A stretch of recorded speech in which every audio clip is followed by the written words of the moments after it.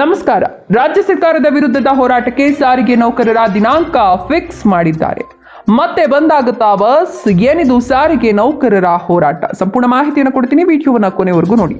ಹಾಗೆ ಈ ಮಾಹಿತಿಗೆ ತಪ್ಪದೆ ಒಂದು ಲೈಕ್ ಕೊಟ್ಟು ಸಪೋರ್ಟ್ ಮಾಡಿ. ಹೌದು, ಕರ್ನಾಟಕದ 4 ರಸ್ತೆ ಸಾರಿಗೆ ನಿಗಮಗಳ ನೌಕರರು ಸರ್ಕಾರದ ವಿರುದ್ಧ ಮತ್ತೆ ಧ್ವನಿ ಎತ್ತಿದ್ದಾರೆ. ಜಂಟಿ ಕ್ರಿಯಾ ಸಮಿತಿ ನೇತೃತ್ವದಲ್ಲಿ ಮತ್ತೆ ಸರ್ಕಾರದ ವಿರುದ್ಧ ಹೋರಾಟಕ್ಕಿಳಿಯಲು ಸಜ್ಜಾಗಿದ್ದಾರೆ. ಈ ಹಿಂದೆ ಕಳೆದ ತಿಂಗಳು ಪ್ರತಿಭಟನೆಗೆ ಕರೆ ನೀಡಿದ್ದ ನೌಕರರು ಮತ್ತೆ ಇದೀಗ ಈ ತಿಂಗಳಲ್ಲೇ ಪ್ರತಿಭಟನೆಗೆ ಸಜ್ಜಾಗಿದ್ದಾರೆ. ಜೊತೆಗೆ ಆ ಸಾರಿಗೆ ಬಂದ್ ಮಾಡುವ ಬಗ್ಗೆಯೂ ನಿರ್ಧಾರ ತೆಗೆದುಕೊಳ್ಳುವ ಸಾಧ್ಯತೆ ಇದೆ. ಹೌದು, ಈ ಹಿಂದೆ ಜನವರಿ 29ರಂದು ನಿಗದಿಯಾಗಿದ್ದ ಹೋರಾಟವನ್ನ HV ಅನಂತ ಸುಬ್ಬರಾವ್ ಅವರ ನಿಧನದಿಂದ ಮುಂದೂಡಲಾಗಿತ್ತು. ಈಗ ಫೆಬ್ರವರಿಯ 3ನೇ ವಾರದಲ್ಲಿ ಹೋರಾಟ ಮುಂದುವರಿಯಲಿದೆ ಅಂತ ಕರೆ ನೀಡಿದ್ದಾರೆ. ಸಾರಿಗೆ ನೌಕರರ ಹೋರಾಟಕ್ಕೆ ದಿನಾಂಕ ಫಿಕ್ಸ್. ಹೌದು, ನೌಕರರ ಮುಖ್ಯ ಬೇಡಿಕೆಗಳು ಈಡೇರದಿದ್ರೆ ಬಸ್ ಬಂದ್ ಮಾಡೋದಾಗಿಯೂ ಎಚ್ಚರಿಕೆ ನೀಡಿದ್ದಾರೆ. ಅವರಿಗೆ 38 ತಿಂಗಳ ವೇತನ ಹಿಂಬಾಕಿ ಮತ್ತು 2024 ಜನವರಿ 1ರಿಂದ ಹೊಸ ವೇತನ ಪರಿಷ್ಕರಣೆ ಜಾರಿ. ಇದರ ಜೊತೆಗೆ ಇತರ ಸೇವಾ ಸಂಬಂಧಿತ ಬೇಡಿಕೆಗಳು ಇವೆ. ಸರ್ಕಾರದೊಂದಿಗೆ ಹಲವು ಸುತ್ತು ಚರ್ಚೆ ನಡೆದ್ರೂ ಯಾವುದೇ ಪ್ರಗತಿಯಾಗಿಲ್ಲ ಅಂತ ಜಂಟಿ ಕ್ರಿಯಾ ಸಮಿತಿ ಆರೋಪಿಸಿದೆ. ಇದೀಗ ಸಾರಿಗೆ ಸಚಿವ ರಾಮಲಿಂಗಾರೆಡ್ಡಿ ಅವರಿಗೆ ಪತ್ರ ಬರೆದು ಅಂತಿಮ ಎಚ್ಚರಿಕೆ ನೀಡಲಾಗಿದೆ. ಬೇಡಿಕೆಗಳನ್ನು ಈಡೇರಿಸದಿದ್ರೆ ಫೆಬ್ರವರಿ 19ರಂದು ರಾಜ್ಯಾದ್ಯಂತ ಸಾರಿಗೆ ಸೇವೆ ಸ್ಥಗಿತಗೊಳಿಸುವುದು ಸೇರಿದಂತೆ ತೀವ್ರ ಹೋರಾಟಕ್ಕೆ ಮುಂದಾಗಿರುವುದಾಗಿ ಎಚ್ಚರಿಕೆ ನೀಡಲಾಗಿದೆ.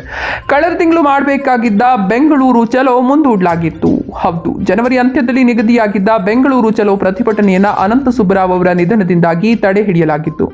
ಅವರು ಕೆಎಸ್ಆರ್ಟಿಸಿ ಸಿಬ್ಬಂದಿ ಮತ್ತು ಕಾರ್ಮಿಕ ಫೆಡರೇಷನ್ನ ಅಧ್ಯಕ್ಷರಾಗಿದ್ದರು. ದಶಕಗಳ ಕಾಲ ಸಾರಿಗೆ ನೌಕರರ ಹೋರಾಟಗಳಲ್ಲಿ ನೇತೃತ್ವ ವಹಿಸಿದ್ರು. ಅವರ ನಿಧನದ ನಂತರ ಸಂಘಟನೆಗಳು ಶೋಕ ಸೂಚಿಸಿ ಹೋರಾಟವನ್ನು ಮುಂದೂಡಿದ್ವು. ಈಗ ಮತ್ತೆ ಸಕ್ರಿಯಗೊಂಡು ಫೆಬ್ರವರಿ 19ರಂದು ಫ್ರೀಡಂ ಪಾರ್ಕ್ನಲ್ಲಿ ಬೆಳಗ್ಗೆ 10ರಿಂದ ಸಂಜೆ 4ರವರೆಗೆ ಪ್ರತಿಭಟನೆ ನಡೆಸಲು ಯೋಜಿಸಲಾಗಿದೆ. ಸಾವಿರಾರು ನೌಕರರು ರಾಜ್ಯದ ನಾನಾ ಭಾಗಗಳಿಂದ ಬೆಂಗಳೂರಿಗೆ ಆಗಮಿಸಿ ಭಾಗವಹಿಸುವ ನಿರೀಕ್ಷೆ ಇದೆ. ಹೌದು, ಈ ಹೋರಾಟದಿಂದ ರಾಜ್ಯಾದ್ಯಂತ ಬಸ್ ಸಂಚಾರದಲ್ಲಿ ದೊಡ್ಡ ವ್ಯತ್ಯಯ ಉಂಟಾಗುವ ಸಾಧ್ಯತೆ ಇದೆ. ಪ್ರಯಾಣಿಕರು ತೊಂದರೆಗೊಳಗಾಗಬಹುದು. ಮುಖ್ಯವಾಗಿ ಬೆಂಗಳೂರು, ಮೈಸೂರು, ಹುಬ್ಬಳ್ಳಿ, ಕಲಬುರಗಿ, ಶಿವಮೊಗ್ಗ ಸೇರಿದಂತೆ ಹಲವು ಜಿಲ್ಲೆಗಳಲ್ಲಿ ಸೇವೆ ಸ್ಥಗಿತಗೊಳ್ಳುವ ಸಾಧ್ಯತೆ ಇದೆ. ರಾಜ್ಯ ಸರ್ಕಾರ ಬೇಡಿಕೆಗಳನ್ನು ಪರಿಗಣಿಸಿ ತಕ್ಷಣ ಕ್ರಮ ಕೈಗೊಳ್ಳದಿದ್ದರೆ ಸಾರಿಗೆ ಬಂದ್ಗೆ ಮುಂದಾಗುವುದಾಗಿ ಜಂಟಿ ಕ್ರಿಯಾ ಸಮಿತಿ ಹೇಳಿದೆ.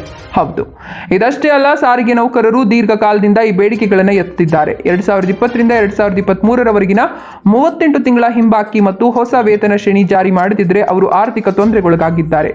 ಹಲವು ಬಾರಿ ಸರ್ಕಾರದೊಂದಿಗೆ ಸಭೆ ನಡೆದರೂ ಫಲಿತಾಂಶ ಬಂದಿಲ್ಲ. ಇದೀಗ ಜಂಟಿ ಕ್ರಿಯಾ ಸಮಿತಿ ತೀವ್ರ ನಿಲುವು ತೆಗೆದುಕೊಂಡಿದೆ. ನೌಕರರ ಪರವಾಗಿ ಹೋರಾಟ ಮಾಡೋದು ಅವರ ಹಕ್ಕು ಅಂತ ಸಂಘಟನೆಗಳು ಹೇಳ್ತಿವೆ. ಹೌದು, ಈ ಹಿಂದೆಯೂ ಸಾರಿಗೆ ನೌಕರರು ಹಲವು ಬಾರಿ ಮುಷ್ಕರ ಮಾಡಿದ್ರು.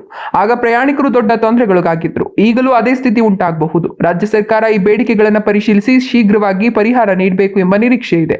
ಇಲ್ಲದಿದ್ದರೆ ಫೆಬ್ರವರಿ 19ರಂದು ರಾಜ್ಯದ ಸಾರಿಗೆ ವ್ಯವಸ್ಥೆ ಸ್ತಬ್ಧಗೊಳ್ಳುವ ಸಾಧ್ಯತೆ ಹೆಚ್ಚಿದೆ. ನೌಕರರ ಹೋರಾಟ ಯಶಸ್ವಿಯಾಗಿ ಅವರ ಬೇಡಿಕೆಗಳು ಈಡೇರಬೇಕು ಎಂಬುದು ಅನೇಕರ ಆಸೆ. ಆದರೆ ಸಾರ್ವಜನಿಕ ಸೇವೆಯಲ್ಲಿ ವ್ಯತ್ಯಯ ಆಗದಂತೆ ಎರಡೂ ಕಡೆಯಿಂದ ಸಂವಾದ ನಡೆಸಬೇಕು. ಈ ಸಮಸ್ಯೆಗೆ ಶಾಶ್ವತ ಪರಿಹಾರ ಸಿಗಬೇಕು. ನೀವೇನಂತೀರಾ? ನಿಮ್ಮ ಅಭಿಪ್ರಾಯಗಳನ್ನ ಕಮೆಂಟ್ ಮೂಲಕ ತಿಳಿಸಿ. ಧನ್ಯವಾದಗಳು.